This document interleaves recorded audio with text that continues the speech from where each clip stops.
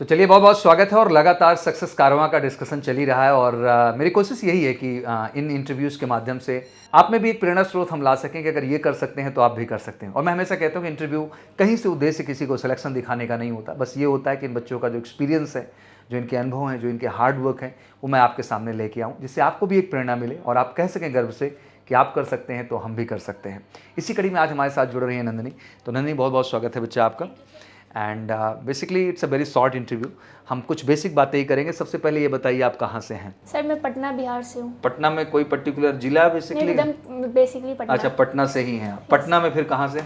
पटना में गर्दनी बाग एक एरिया है। अच्छा, गर्दनी बाग एरिया। कुछ एरिया तो मैं भी जानता हूँ, जैसे बोरिंग रोड हो गई। हाँ, बोरिंग रोड। हाँ, तो वो सब एरिया वहाँ पे ये पर्टिकुलर एरिया है। तो कैसे सपना आपका बना कि लाइक मेरे को एनडीए करना है? सर जो एक प्राइड होता है वो बहुत मायने रखता है, तो इसीलिए वर्दी वाली प्राइड चाहिए थी। नहीं, जैसे एक चीज़ होता है, बिहार में कॉन्सेप्ट है कि बहुत ज़्यादा लड़कियों को उतना सपोर्ट नहीं मिलता है टेक्निकली। बहरहाल आज के डेट में मैं ये बात नहीं कह सकता, वहाँ की बच्चियाँ कमाल कर रही हैं and everybody is getting recommendation. तो आपको फैमिली से पूरा सपोर्ट मिला? यस सर, पापा मुझसे ज़्यादा चाहते हैं कि मेरा हो जाए इसमें। और बेटा, आपको चीज़ करके भी दिखाना है, because if you father believe on this, तो आपकी जिम्मेदारी बनती है कि वो चीज़ उनको प्रूव करके बेटा आपको क्या करना है, दिखाना है। एंड सबसे बड़ी चीज़ जो होती है कि लाइक आप ही अब प्रेरणा स्रोत हो। लाइक आप रिकमेंडेशन लोगे, आप सक्सेस लोगे, तो हमारे जितने भी बच्चियां हैं बिहार के अंदर जिनको मौका नहीं मिल पा रहा है, उनको भी इस चीज़ का मौका मिलेगा। नेशनल डिफेंस एकेडमी ही क्यों? सर एनडीए एक मतलब कमीशन रैंक मिलती है उससे, तो उससे उसका प्राइड अलग है सर जी। और लेफ्टिनेंट अवनी चतुर्वेदी को भी मैंने देखा था, और मेनली मेरा स्टार्ट हुआ था जब मैंने उन्हें देखा था, क्या नाम था, अभिनंदन वर्तमान सर को। जी। उस time I was in standard 8। उस टाइम से ही मेरा था कि अब तो मुझे डिफेंस ही ज्वाइन करना है। बहुत अच्छी बात है। बेसिकली जब ये जर्नी शुरू थी, क्योंकि अभी आप 12th में जस्ट कहीं लाइक आप 11th का एग्ज़ाम डन की हैं। 11th का एग्ज़ाम कब था आपका? मार्च में था कि फेब मंथ में था 2023? एक्चुअली मेरा एग्ज़ाम तो फ्लाइंग था, तो मुझे एग्ज़ाम देना नहीं पड़ा था। तो फाइनली फिर 12th में इस बार चल रहा है। हाँ। तो इस बार कई जिम्मेदारियां आपके दिमाग में होंगी, क्योंकि बोर्ड भी है सर, जेई भी अपीयर होना है, पहले ही सितंबर में एनडीए भी अपीयर हुई। कैसे मैनेज किया सब कुछ? नहीं सर, जब अगर करना है तो सब मैनेज हो जाता है जी। सिर्फ एक ही काम ही है, यहाँ पे आए हैं तो पढ़ाई करनी है। Very good. और यही ज़रूरी है, खुद को बिना डाइवर्ट किए फोकस करके पढ़ना। अच्छा, इस दौरान नेगेटिविटी भी बहुत सारी आती होंगी, जो लोग मिलते हैं केवल नेगेटिव करते हैं वो, कि तुम नहीं कर पाओगे, नहीं हो पाएगा। इन सब चीज़ों को कैसे? नहीं सर, यहाँ के टीचर्स मुझे बहुत मोटिवेट करते थे, मतलब मुझसे ज़्यादा बिलीव टीचर्स को था कि तुम्हारा हो जाएगा इस बार। जी। प्रांजलि मैम, पवन सर, नारायण सर, ये सब मुझे कहते थे। सब कोई सपोर्ट किए कि आपका हो जाएगा। बहुत बढ़िया बात है। और मुझे लगता है कि टीचर बिलीव उसी में दिखाते हैं, बच्चा जो ईमानदारी से बच्चा क्या करता है, मेहनत करता है। अच्छा, एक ऑनेस्ट पॉइंट रखेंगे, क्योंकि बोर्ड इधर था, ऑलमोस्ट अगस्त तक सिलेबस आप लोगों ने डन कर लिया। केमिस्ट्री ही लेफ्ट होगा? केमिस्ट्री बोर्ड्स वाली लेफ्ट है, एनडीए वाली तो हो गई। एनडीए लेवल तक वो भी डन कर लिया था, तो अगस्त तक सिलेबस डन है आपके। सबसे बड़ी बात, क्या फाउंडेशन प्रोग्राम से जुड़ने का कुछ फायदा मिला आपको एमकेसी से? फाउंडेशन प्रोग्राम से जुड़ने का बहुत फ़ायदा है सर। अगर आपका बोर्ड्स भी साथ में हो रहा है और बाहर आने पे एक बोल्डनेस भी आती है, कॉन्फिडेंस बिल्ड हुआ है सर मेरा बहुत ज़्यादा यहाँ के। जी। पहले आप बहुत डरी सहमी सी रहती थी। हाँ सर, वो 10th तक लेकिन अभी और कॉन्फिडेंट होना पड़ेगा, you know, because now you going to face the SSB. तो अब रिस्पॉन्सिबिलिटी बच्चा बढ़ जा रही है।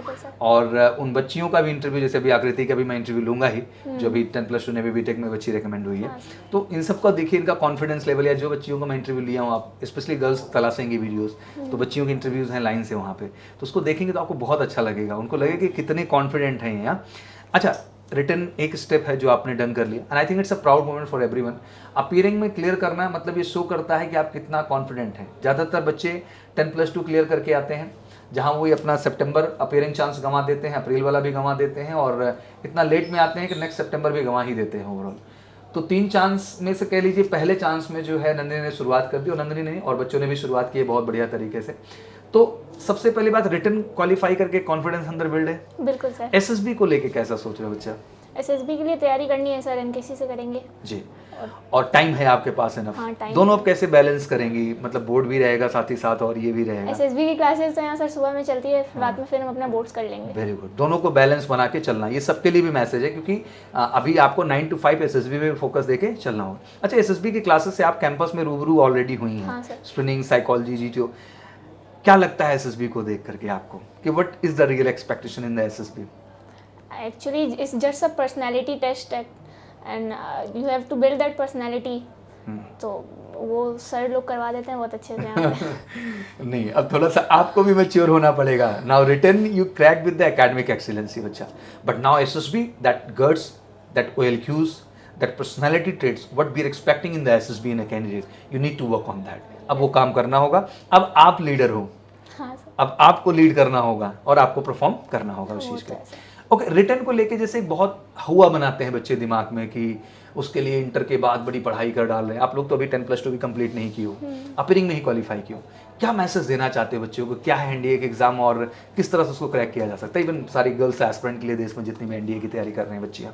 नहीं, उतना कुछ टफ नहीं है, बस एक कंसिस्टेंसी चाहिए आपको अपने पढ़ाई के लिए। डेली जितना पढ़ाया जा रहा है उतना जाके रिवाइज करो, उसके रिलेटेड क्वेश्चंस लगाओ तो हो जाते हैं सर, बहुत इजी रहता है। कोई दिक्कत नहीं होती है, ज़्यादा टफ नहीं है जी। बुक्स कितना मदद की होंगी यहाँ की? लाइक मैथ की बुक थी, मैथ्स के एमकेसी की बुक मैंने पूरी लगाई थी सर। बहुत बढ़िया। और सारे क्वेश्चंस लगा लेते हैं? हाँ, क्वेश्चंस लग जाते थे, नहीं लगते थे तो नारायण सर रोज डाउट काउंटर पे एक्स्ट्रा टाइम देके हमें बता देते थे। आप सबको सोल्यूशन भी उसका प्रोवाइड किया गया है? हाँ, अगर ऐप पे जाएंगे तो वहाँ सोल्यूशन अवेलेबल है। ऐप पे वो देखने के बाद पता नहीं चलता ना, एक टीचर्स बता देते जब हैं वो तो सही है, पर्सनल गाइडेंस होता है तो that really help a lot, वो बहुत मदद करता है। चलिए, बहुत अच्छा Nandini, and I just wish you good luck बच्चा। ऐसे ही सच्चाई अच्छाई अपने अंदर बनाए रखना बेटा, और ईमानदारी के साथ बढ़िए। बहुत लोगों की दुआएं और आशीर्वाद आपके साथ अब रहेगा, और जिम्मेदारी है आपके ऊपर कुछ प्रूव करने का। और बेटा इनफ समय है, क्या समय है? इनफ। और आपको मतलब कहते हैं ना कि सर एक तरफ बोर्ड का रिजल्ट चाहिए सर, और एक तरफ एनडीए का ज्वाइनिंग लेटर चाहिए सर। ऐसे पोजीशन के साथ बढ़ना है to make feel proud your parents and make feel proud us. हम सबको प्राउड कराएं और पूरे देश को प्राउड कराएं बेटा, और आप में वो पोटेंशियल है। बस ईमानदारी से क्या करना है, मेहनत करना है। चलिए, thank you so much and wish you good luck from our side. Thank you very much.